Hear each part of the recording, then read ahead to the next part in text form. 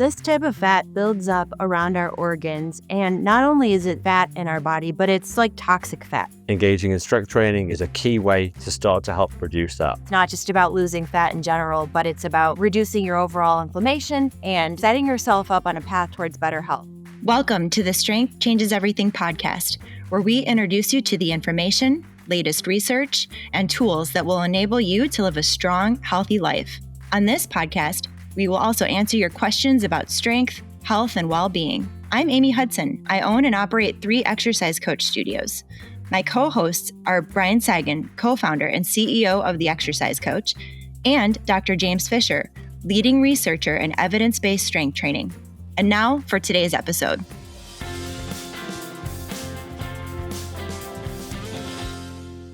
Hey everybody, welcome back to today's podcast. Today we're chatting about visceral fat. Have you heard of visceral fat? What do you know about it? What kind of connotations does it have for you? There are some people that have gained awareness of visceral fat due to receiving maybe a body composition analysis where their visceral fat estimation is listed. There's some, information out there in the world about reducing visceral fat, the dangers of having too much visceral fat. So in this episode today, we're going to break this down. We're going to talk about what visceral fat is, why it's important for you to monitor, how to know if you're maybe at risk, and what kinds of implications there are to a high amount of visceral fat in the body. And we're going to chat about some things about inflammation and break down how visceral fat is related to systemic inflammation and why that's important to track as well, and the implications for that. So it's going to be a great episode. If you don't know much about this topic, today's episode is for you. So Dr. Fisher, let's just dive right in today. Can you tell us, what is visceral fat? So I love that introduction, and I think this is a really interesting topic. I'm excited that we've had somebody ask this question, and I think it's important to dissociate between subcutaneous fat and visceral fat. So subcutaneous fat is the fat that we have directly underneath our skin. That's probably what we're most familiar with when we think about body fat. Visceral fat is slightly different. Visceral fat is a fat that basically builds up around our organs.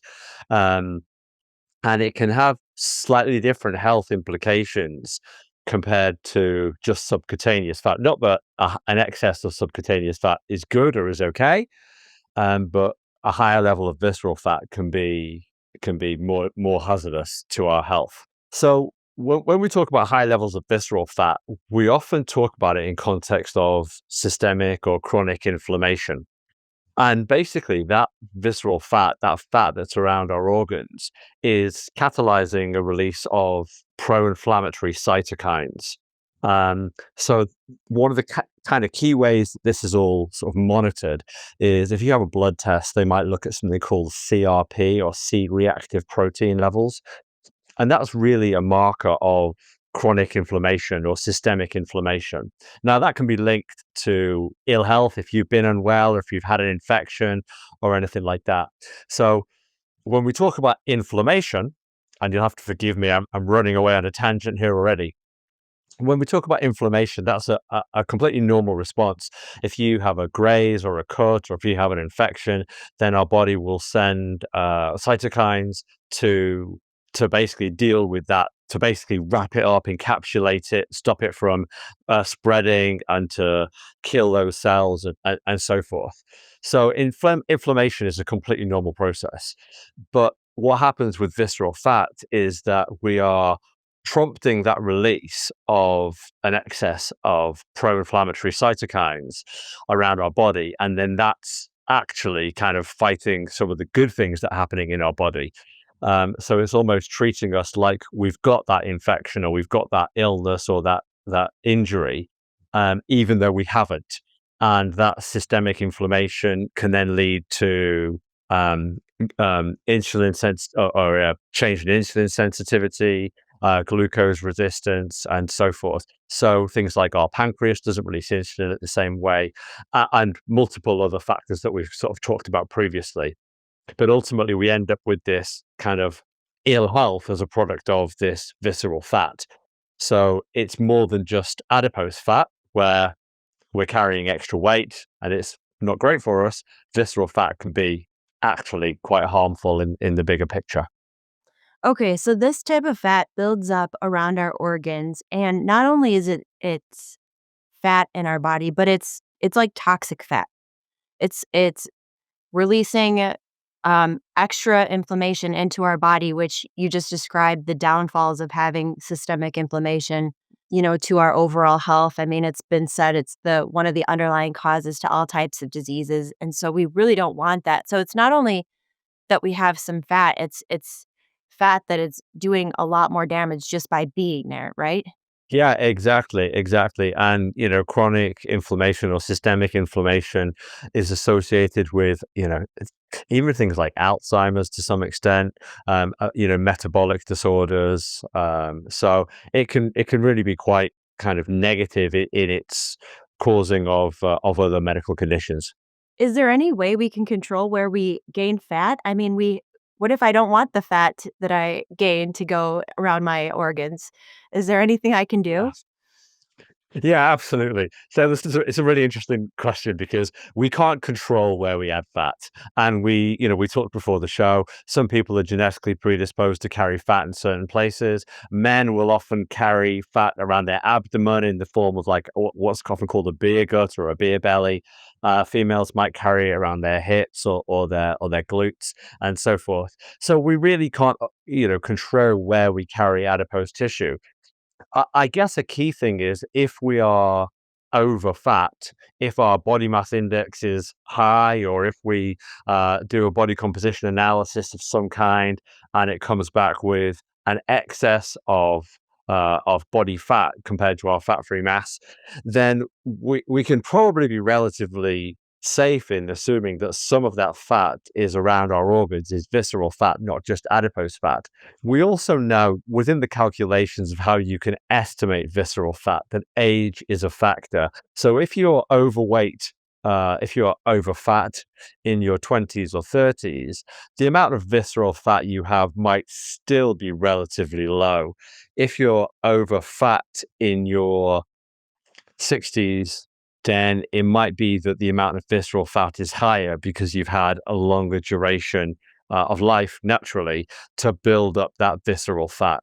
So it's something that we can kind of estimate based on our existing body fat, but also estimate based on our age as a factor.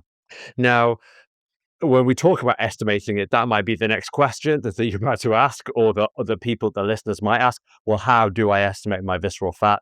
Well, there's really no sort of hard and fast way to estimate the amount of visceral fat that you are carrying. Um, like I said, if you're over fat, then you can pretty much be safe that you're carrying more visceral fat than you would like. Um, you can do body composition analysis, and at the exercise coach, in body and Tinita scales, as we talked about before the show began, can provide some estimation of visceral fat. And again, one of the calculations within that algorithm will be age. Just before we started, we looked online and we found that there is a very random estimation based on if your waist circumference is more than half of your height. So to put that in perspective, if I take that in inches, then I am about 71 inches tall. That's 5'10", 5'11" tall. And my waist is about 32 inches. So my waist is less than half of my height. So that's a positive marker. The way that this was pitched online was that if your waist circumference is more than half of your height. Now, obviously, there'll be extremes within that. If somebody is very, very tall, or if somebody is very, very short, then that metric might not stand up. But for the general population, it might be a reasonable metric that somebody at home can do. And then again, if they're in their 20s or 30s, they might think, well, it's hopefully still relatively low, and I can address that body composition issue. If they're in their 60s, there might be a reasonable chance their visceral fat is a bit higher. One of the other things that somebody can do if they have, or if they think they have high visceral fat, is they might get certain blood markers checked. So again, as we were talking before the show, there's a marker called C-reactive protein, or CRP. And you can have that done in a normal blood test. Now in the UK, that's, you wouldn't normally go and get that test done. You can't just walk into a general practitioner or a physician and request that as a blood test.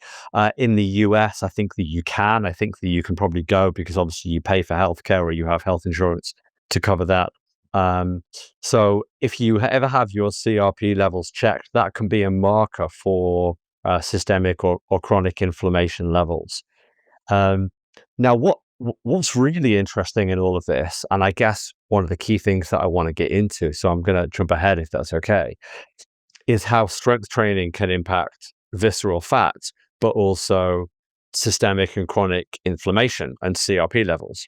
We know that if you engage in strength training and you engage in exercise, then you can improve your metabolism and you can reduce your body fat percentage and you can improve your body composition. So first and foremost, if you're carrying high levels of adipose tissue, if you're carrying more visceral fat, or you think you might be carrying more visceral fat, so the first thing is engaging in strength training is a key way to start to help reduce that. Now, you might also look to the nutrition playbook, or you might seek nutritional guidance. And so long as you're engaging in strength training and your protein levels are adequate, then you might look to reduce calorie intake so that you can start to create that calorie deficit and hopefully see that reduction in body fat percentage. But the other key way that strength training can impact visceral fat and systemic inflammation is by releasing myokines. So when you engage in strength training, when you do forceful muscular contraction, you prompt the release of myokines. Now, this is really interesting, and we'll do a full-length podcast on this at some point, I'm sure. But historically, muscle has been thought of as being beneficial because it's metabolically active, but it extends way, way beyond that. Muscle is actually now talked about as being an endocrine organ, which means it interprets signals and measures and chemical messages, and it releases what's called myokines, which are effectively cytokines, but because they're coming from muscle, they're called myokines. So muscle markers and muscle signals. So these proteins that travel off around the body to positively influence other organs and other systems within the body, whether that's the brain, whether it's the liver, the kidneys, the lungs, body fat as a whole, and so forth. So when we engage in strength training, we know we can release anti-inflammatory myokines. So we can effectively serve to reduce that fat by engaging in strength training, but we can also reduce that C-reactive protein level by forcefully contracting our muscles by engaging in strength training. And that's the key part in all of this, that even if you are carrying more fat than you'd like, and some of that is visceral fat, and you find that your CRP levels are high, engaging in strength training is combating that in two ways. One, helping to reduce the fat, but two, helping to combat the release of those cytokines, those pro-inflammatory markers, which increase our CRP levels. And all of this lends itself really nicely back to a paper that we've discussed, which was the fat but fit paradigm by Sam Buckner and out of Jeremy Lernecki's lab at Ole Miss University. And within that paper, one of the things that we talked about was that stronger people, even if they're overweight or obese, have CRP levels similar to normal weight unfit people. So being overweight to some extent can be combated simply by engaging in strength training to reduce those CRP levels. Wow, that's pretty cool. So, really, if you're concerned about visceral fat, if you picture yourself and think about, hey, my waist circumference may be a little bit borderline, this is probably something I should be concerned with. And then you decide to make the lifestyle choices to engage in strength training and improve your nutrition and thereby lose body fat. You are combating the downfalls of visceral fat in several ways all at one time. You are reducing inflammation in your body overall. Just with the strength training alone, you're adding or maintaining muscle mass while hopefully dropping body fat in different places, right? And if you can see a reduction in your estimated visceral fat after doing a metabolic comeback, for example, at a studio where you're combining a focused period of time, strength training, and good nutrition, anti-inflammatory, lower sugar nutrition, that's really something to celebrate. That can be a huge, huge positive step in the right direction. And, you know, it's really just you can feel better about that on a deeper level with this information. It's not just about losing fat in general, but it's about reducing your overall inflammation and setting yourself up on a path towards better health for the years to come ahead. So that's pretty exciting. Yeah, 100%. And that was a really nice synopsis. Yeah, I completely agree. And I think that this is the importance of strength training. It's not that it's a single entity of reducing body fat or increasing strength.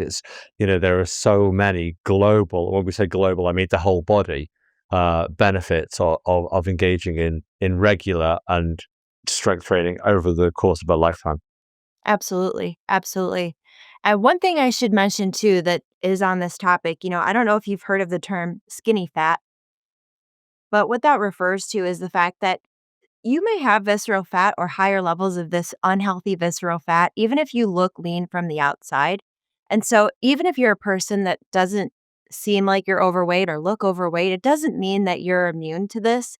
And it just goes back to the high importance for every body type, no matter what type you have, um, that it's important for everybody, no matter your starting point, to engage in strength training and to make steps towards good nutrition. And if you could use support in that area, we would love to get you some help and support in that. That's what we do every day and we love it. So just take that and think about what you can do to set yourself up for your best health in terms of this area. Dr. Fisher, thank you for breaking this down for us. Do you have any closing thoughts or things that you'd like to leave listeners with on this topic? No, it was my pleasure to discuss such an important topic. So, yeah, that was great. Thank you. We will see you next time back on the podcast. Until then, we hope you remember strength changes everything. Thanks for listening. If you enjoyed today's episode, please share it with a friend. You can submit a question or connect with the show at strengthchangeseverything.com. Join us next week for another episode and be sure to follow the show on Apple Podcasts, YouTube, or wherever you get your podcasts so that you never miss another episode. Here's to you and your best health.